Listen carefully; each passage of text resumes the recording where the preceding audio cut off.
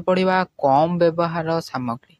अच्छा तो देखो कम व्यवहार सामग्री कौन आपणकर भी परीक्षा रे आसी थाए आपने भल भाव देखु बुझु आउ नोट करूँ आ जो मैंने टेलीग्राम रे जॉइन हुई ना टेलीग्राम रे जॉइन हो जातु तो आगो को भी अच्छी आपनकर इंपोर्टेंट जो शॉर्ट क्वेश्चन डिस्कशन हम 5 मार्किया क्वेश्चन डिस्कशन हम सब किसी डिस्कशन हम ओके तो चलतु प्रथम देखा कौन देछि आजिर डिजाइन एवं निर्माण जगत रे कम व्यवहार सामग्री एवं उत्पाद चयन एक जरूरी विचार यह केवल मानव स्वास्थ्य रे उन्नति आने नहीं बरं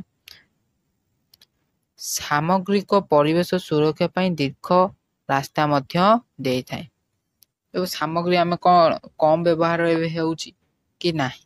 अच्छा से कौन कहूची प्रथम बुझंतु भल भाव से जो प्रोजेक्ट गुड़िक थाए यही बिल्डिंग प्रोजेक्ट गुड़िक एलईडी एटा आपनकर इंपोर्टेंट एलईडी ओके जो एलईडी देइछि एठी एलईडी आईजीबीसी ग्रह एवं ग्रह तो यार फुल फॉर्म आपन कौन जानछन्ती कि ओके तो एगुडा ही शॉर्ट क्वेश्चन रे आसी थाए तो आकु आपण माने एबेठु नोट कर लेखंतु एलईडी रो फुल फॉर्म होउची leadership in agree and environmental design okay तो आउ थरे कहि दउची एलईडी रो फुल फॉर्म होउची लेखि रखंतु leadership in agree and environmental sorry in agree and environmental design okay IGBC row full form कोन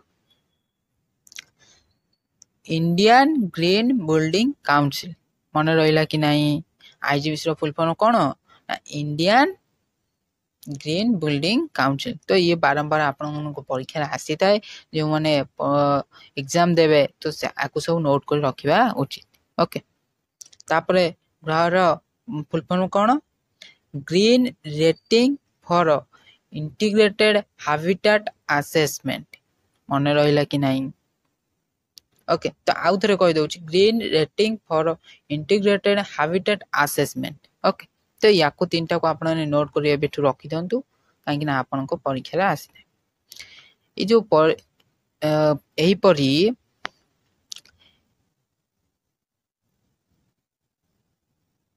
कोन कहूची परी चेष्टा गुडी करू सबुज बिल्डिंग क्रेडिट हासिल करिबा सहाय्य करे एही निम्नमानर सामग्री क्रेडिट साधारणतः परिवेश अनुकूल निर्माण सामग्री व्यापक पाई कौन प्रযোज्य ओके एडवाइस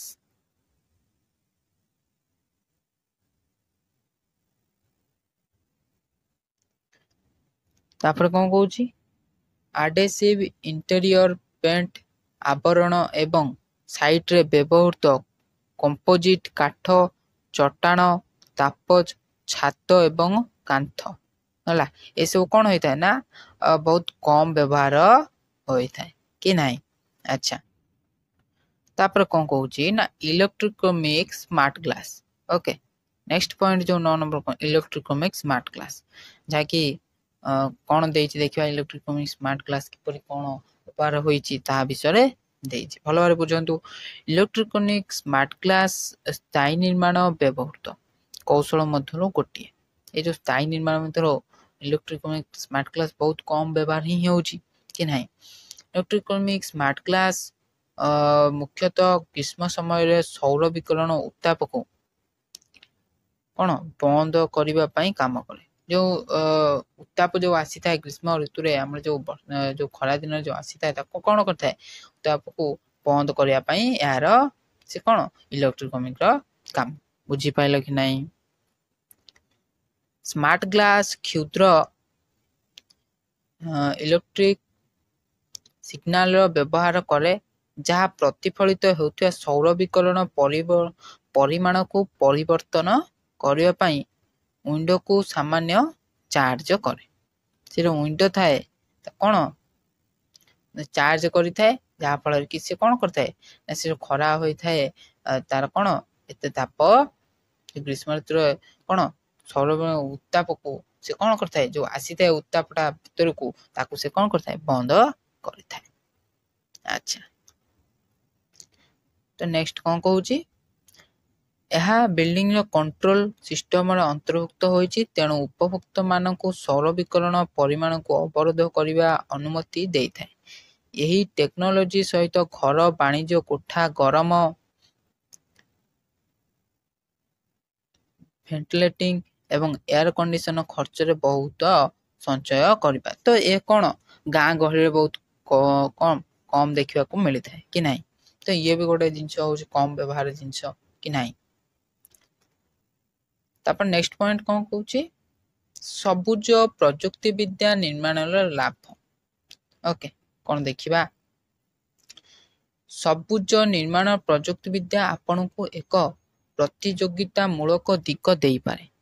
ଏହା ବିଶ୍ୱ ଉପରେ ଆପଣଙ୍କ ପ୍ରଭାବକୁ ହ୍ରାସ କରିଥାଏ ଏବଂ ଆପଣ ନିର୍ମାଣ କରିଥିବା କୋଠର ଜୀବନକୁ ଉନ୍ନତ କରିଥାଏ। ତାର ପଏଣ୍ଟ ସବୁ ଅଛି ଆମେ ଦେଖିବା ଦେଖିଲେ ଭଲ ଭାବରେ ବୁଝିପାରିବା। ଓକେ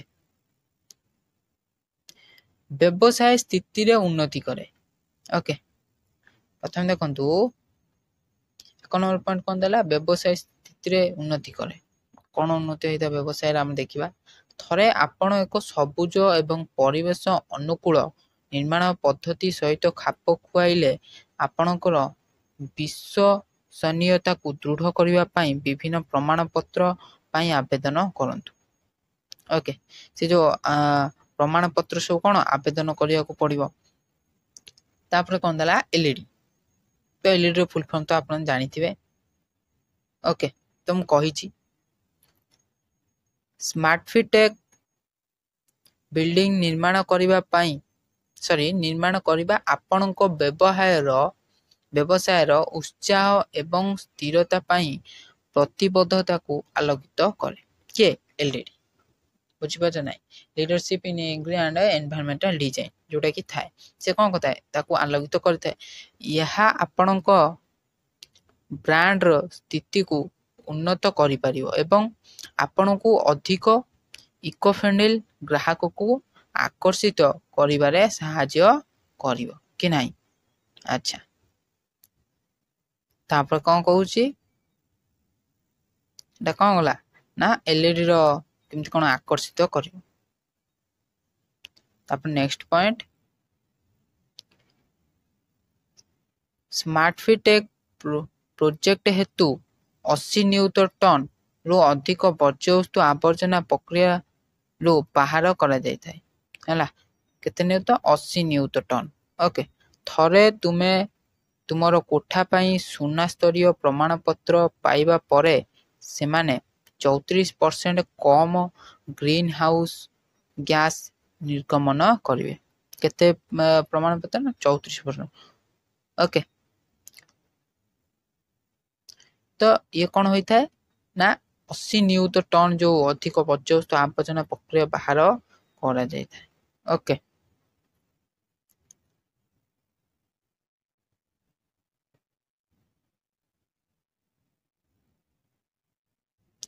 ତାପରେ କ'ଣ କହୁଛି ନେକ୍ସଟ ପଏଣ୍ଟ ଏଲ୍ଇଡି ଆବଶ୍ୟକତା ପୂରଣ କରିବା ପାଇଁ ଏବଂ କୋଠା ନିର୍ମାଣ କରିବା ବେଳେ ଆପଣଙ୍କୁ ନିର୍ଦ୍ଦିଷ୍ଟ ଆବଶ୍ୟକତା ପୂରଣ କରିବାକୁ ପଡ଼ିବ। ଏଲ୍ଇଡି ଆବଶ୍ୟକତା ଆପଣଙ୍କୁ କ'ଣ କରିବାକୁ ପଡ଼ିବ ନା ନିର୍ଦ୍ଦିଷ୍ଟ ଯେତେବେଳେ ଆପଣମାନେ ନିର୍ମାଣ କରିବେ କୋଠା ନିର୍ମାଣ କରିବେ ତ ସେତେବେଳେ କ'ଣ କରିବାକୁ ପଡ଼ିବ ନିର୍ଦ୍ଦିଷ୍ଟ ଆବଶ୍ୟକତା ପୂରଣ କରିବାକୁ ପଡ଼ିବ। ସବୁ ପ୍ରକାର ଏଲ୍ଇଡିର ଆପଣମାନେ ରଖିବାକୁ ପଡ଼ିବ କି ନାହିଁ। ଆଚ୍ଛା ତ ନେକ୍ସଟ ପଏଣ୍ଟ ଆମେ କ'ଣ ପଢ଼ିବା ଦୀର୍ଘକାଳୀନ ସ୍ଥାୟୀ ଫଳାଫଳ ପ୍ରଦାନ କରେ। ଓକେ ତ ଆଜି ପାଇଁ ଥିଲା ଏତିକି ଭିଡ଼ିଓ। ଆଶା କରୁଛି ଭିଡ଼ିଓଟି ଭଲ ଲାଗିଥିବ। ଯଦି ଭିଡ଼ିଓଟି ଭଲ ଲାଗିଥିବ ତାହେଲେ ଭିଡ଼ିଓକୁ ଲାଇକ୍ କରିବେ। ଏଇଭଳି ଆଗକୁ ଭିଡ଼ିଓ ଦେଖିବା ପାଇଁ ଚ୍ୟାନେଲକୁ ସବସ୍କ୍ରାଇବ୍ କରିବେ। ଜୟ ହିନ୍ଦ ବନ୍ଦେ ମାତରମ୍।